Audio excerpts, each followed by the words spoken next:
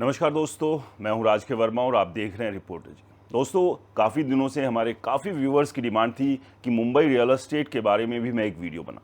तो आज आपकी उसी डिमांड पर आपके लिए खास वीडियो लेकर आया हूं, जो कि है मुंबई रियल एस्टेट की स्केरी सीक्रेट की कहानी। आखिरकार मुंबई रियल एस्टेट में क्या कुछ चल रहा है? क्या सच में जो एक 2026 के लिए मुंबई के लिए भी बात हो रही थी कि प्रॉपर्टी मार्केट में जो बबल है वो अब फूटने वाला है? और अभी के मौजूदा हालात मुंबई प्रॉपर्टी बाजार के क्या है? तो तमाम पहलुओं पर आज मैं इस वीडियो एक्सप्लेनर में बात करने वाला हूं। इस वीडियो को इसलिए अंत तक ज़रूर देखिए। आपकी तमाम जो सवाल हैं, शंकाएं हैं, उनका एक एक करके समाधान आपको यहाँ मिलने वाला है। दोस्तों, क्या आप मानेंगे कि अगर कोई व्यक्ति हर महीने 3 लाख कमाता है, यानी साल के 36 लाख, भारत के सबसे अमीर 1% लोगों में शामिल है, फिर भी मुंबई में एक साधारण सा 2 BHK घर खरीदने के लिए उसे 10 साल नहीं, 12 साल नहीं, बल्कि अपनी पूरी जिंदगी की कमाई दांव पर लगानी पड़ सकती है? या फिर बिना खाए पिए 12 साल पैसा बचाओ, तब जाकर मुंबई में 2 BHK फ्लैट मिलेगा? जरा सोचिए, अगर आज आपकी सैलरी 3 लाख महीना हो जाए तो आपको लगेगा कि जिंदगी सेट हो गई। शानदार कार, अच्छा घर, बच्चों की पढ़ाई, विदेश यात्रा। लेकिन मुंबई का रियल एस्टेट मार्केट इस सोच को कुछ ही मिनटों में तोड़ देता है। सवाल यह है कि आखिर ऐसा क्या हो गया कि जिस शहर ने लाखों लोगों को करोड़पति बनाया, उसी शहर में करोड़ों कमाने वाले भी घर खरीदने से डरने लगे? क्या मुंबई सच में आम आदमी के हाथ से निकल चुकी है? क्या आने वाले समय में यहाँ अपना घर सिर्फ अरबपति और बड़े इन्वेस्टर्स का सपना बनकर रह जाएगा? और सबसे बड़ा सवाल, अगर 3 लाख महीने कमाने वाला संघर्ष कर रहा है, तो फिर उस शिक्षक का क्या होगा जिसकी तनख्वाह मात्र 35,000 है?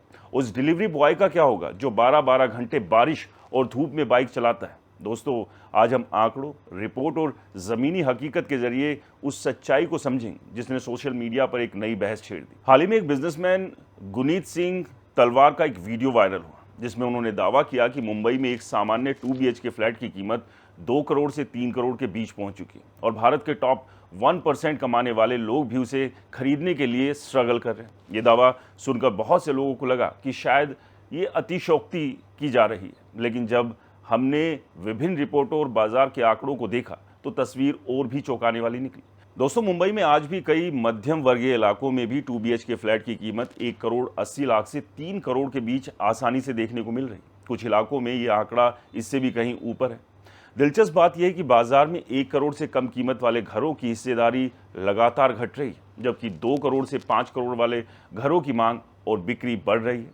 अब जरा इस गणित को समझिए। अगर किसी की सैलरी 3 लाख रुपए प्रति महीना है तो सालाना इनकम 36 लाख हुई। मान लीजिए उसे 2.5 करोड़ का फ्लैट खरीदना है। केवल प्रॉपर्टी की कीमत ही उसकी सालाना आय से लगभग 7 गुना ज़्यादा है। लेकिन असली कहानी यहाँ शुरू होती है, क्योंकि सैलरी पूरी की पूरी बचती नहीं है।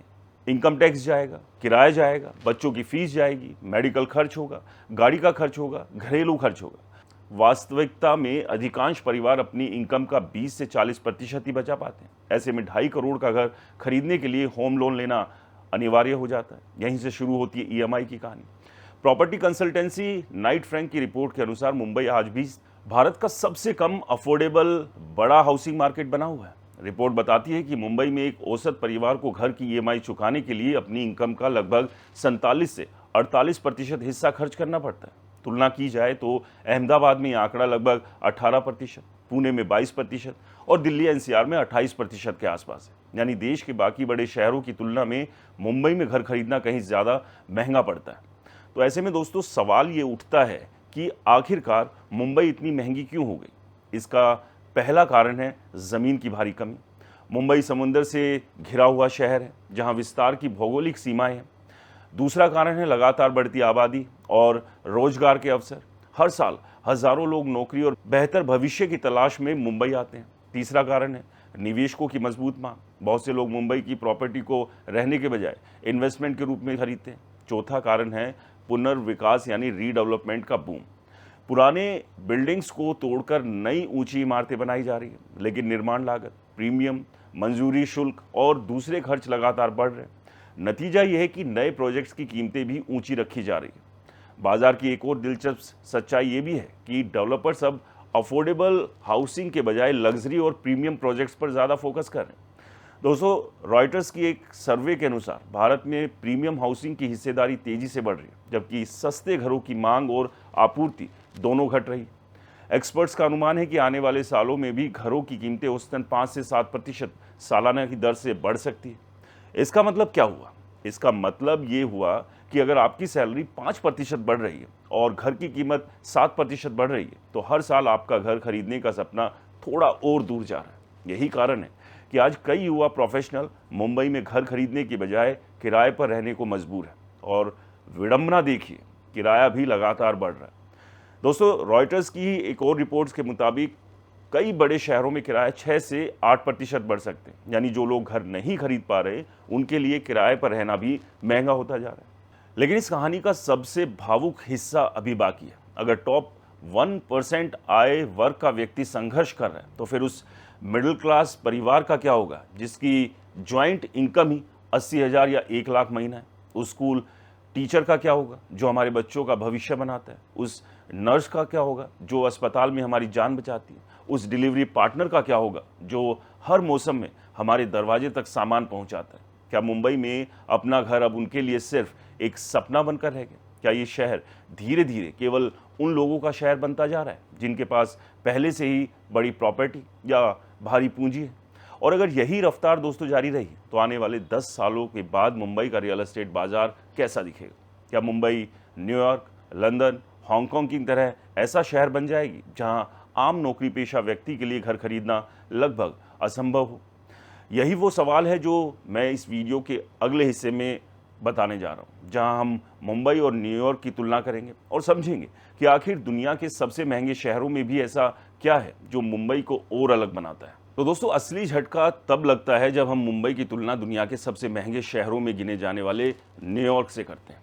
आमतौर पर हमें लगता है कि न्यूयॉर्क घर खरीदना दुनिया का सबसे मुश्किल काम होगा, लेकिन बिजनेसमैन गुनीत सिंह तलवार ने अपने वायरल वीडियो में एक ऐसा सवाल उठाया जिसने पूरी बहस का रुख बदल दिया। उन्होंने कहा कि समस्या केवल घरों की कीमत नहीं, समस्या ये है कि लोगों की कमाई और घरों की कीमतों के बीच का फासला लगातार बढ़ता जा रहा है। एक उदाहरण के तौर पर समझिए, न्यूयॉर्क के कई इलाकों में 2 BHK या उसके जैसे ही अपार्टमेंट की कीमत इंडियन करेंसी में लगभग 4 करोड़ से 6 करोड़ तक हो सकती है, लेकिन वहाँ की औसत इनकम और हाई इनकम जो वर्ग की कमाई की तुलना भारत में कई गुना ज़्यादा है। दूसरी तरफ मुंबई में कई सामान्य इलाकों में 2 BHK की कीमत 2 करोड़ से 3 करोड़ तक पहुंच चुकी है, जबकि बड़ी संख्या में नौकरी पेशा लोगों की इनकम उस तेजी से नहीं बढ़ रही। यही वजह है कि घर खरीदना अब सिर्फ लोअर मिडिल क्लास की समस्या नहीं, बल्कि अच्छी सैलरी पाने वाले प्रोफेशनल के लिए भी एक बड़ा चैलेंज बनता जा रहा है। दोस्तों, नाइट फ्रैंक की हाउसिंग अफोर्डेबिलिटी रिपोर्ट के अनुसार मुंबई में एक औसत परिवार को घर की EMI चुकाने के लिए अपनी महीने की इनकम का लगभग 48% हिस्सा खर्च करना पड़ता है, जो देश के प्रमुख शहरों में सबसे ज़्यादा है। पुणे, अहमदाबाद, दिल्ली, NCR जैसे शहरों में ये अनुपात काफ़ी कम है। इसका मतलब साफ है कि मुंबई में घर खरीदने का दबाव देश के किसी भी बड़े शहर की तुलना में कहीं ज़्यादा है।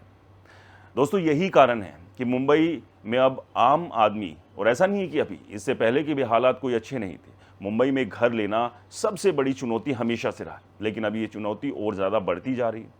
और उसके पीछे के कारण आप समझ ही गए होंगे कि जिस तेज़ी से प्राइस बढ़े हैं, और प्राइस बढ़ने के पीछे के जो कारण हैं वो भी आप अच्छे से समझ गए। लेकिन अब सबसे बड़ा चैलेंज यही है कि जब तक मार्केट में अफोर्डेबल हाउस फिर से नहीं लाए जाएंगे, तो मिडिल क्लास फैमिलीज़ के लिए उनका एक घर का सपना पूरा कैसे हो पाएगा। तो इसके लिए ना केवल बिल्डर्स को बल्कि सरकार को भी सोचने की ज़रूरत है। बहुत सारी स्कीम्स लाई गई हैं, लेकिन क्या वो ग्राउंड पर सही मायने में हकीकत होती दिख रही है?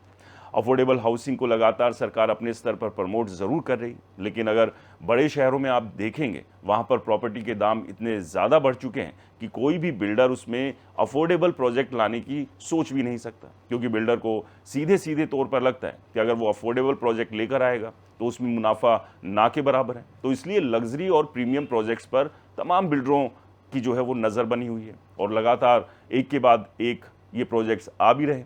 लेकिन आने वाले समय में इन प्रोजेक्ट्स के लिए भी बड़ा चैलेंज होगा, क्योंकि जो हाई इनकम वाले लोग हैं उनकी भी एक लिमिट है किसी भी प्रोजेक्ट में इन्वेस्ट करने की या फ्लैट खरीदने की। और यही कारण है कि देश के टॉप शहरों में अनसोल्ड इन्वेंट्री लगातार बढ़ रही है। करीब 5 से 6 लाख फ्लैट्स अभी भी खाली पड़े, और मुंबई भी इसी में शामिल है।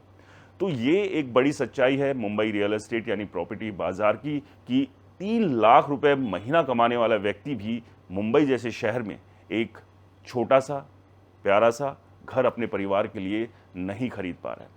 दोस्तों, मुंबई के प्रॉपर्टी बाजार को लेकर आपका क्या अनुभव है? क्या आप भी कुछ इसी तरह की स्थिति से गुजर रहे हैं? अपना अनुभव कमेंट बॉक्स में ज़रूर बताएं। वीडियो अगर आपको पसंद आया तो इसे ज़्यादा से ज़्यादा शेयर करें, चैनल को सब्सक्राइब करना बिल्कुल ना भूलें। मिलते हैं अगले वीडियो में रियल एस्टेट के इसी तरह के इंटरेस्टिंग फैक्ट्स के साथ। फिलहाल मुझे दीजिए इजाज़त। जय हिंद, नमस्कार।